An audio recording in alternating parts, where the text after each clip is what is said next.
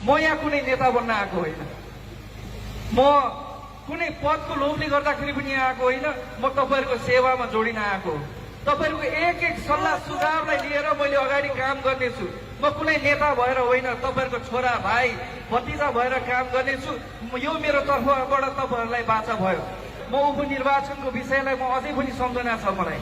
उपनिर्वाचनको बेलामा भर्खरको केटो, भर्खर सिक्दै गरेको केटालाई जुन तरिकाले विश्वास गरेर तपाईँले परिपक्व बनाउनुतिर लाग्नुभयो, जुन तरिकाले विश्वास गर्दै तपाईँले हुर्काउँदै जानुभयो, झकझकाउनु भयो, सल्लाह सुझाव दिनुभयो र अगाडि यो ठाउँसम्म पुर्याउनु भयो। आज म जहाँ छु त्यो तपाईँहरू जस्तो माया गर्ने अभिभावक मित्रहरूको कारणले गर्दाखेरि हो।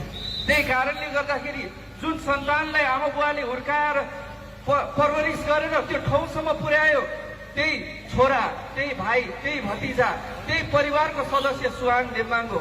त्यही कारणले गर्दाखेरि कुनै नेता होइन, कुनै नेता होइन, म तपाईँहरूको परिवारको सदस्यको हैसियतले, म तपाईँको भाइ भतिजा छोराको हैसियतले म काम गर्नेछु। तपाईँहरूको साना साना सुख दुःखको कुरालाई आफ्नो समस्याको जस्तो लिएर मैले दिनरात अवरात्र खट्नेछु। इमान्दारितापूर्वक तपाईँहरूको कामलाई निष्ठापूर्वक अवरात्र खटेर मैले समस्यालाई समाधान गर्न म लागि पर्नेछु।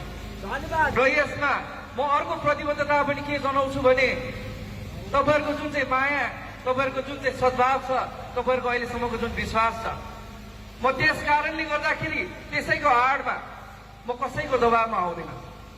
म झुटोलाई झुटो, सत्यलाई सत्य बोल्नेछु। मैले यहाँबाट हिँड्ने बेलामा तपाईँहरूको सल्लाह सुझावलाई जहिले पनि शिरमा राख्नेछु।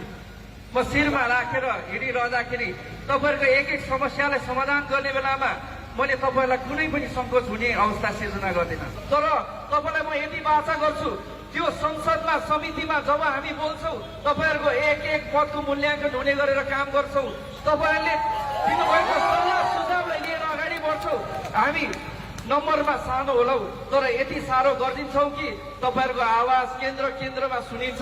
तपाईँहरूले छाती फुल्लाएर इलामको जिल्लामा मात्र होइन, यहाँबाट बाहिर जाँदाखेरि पनि मैले सुहाङ नेम्बाङलाई भोट हालेको भनेर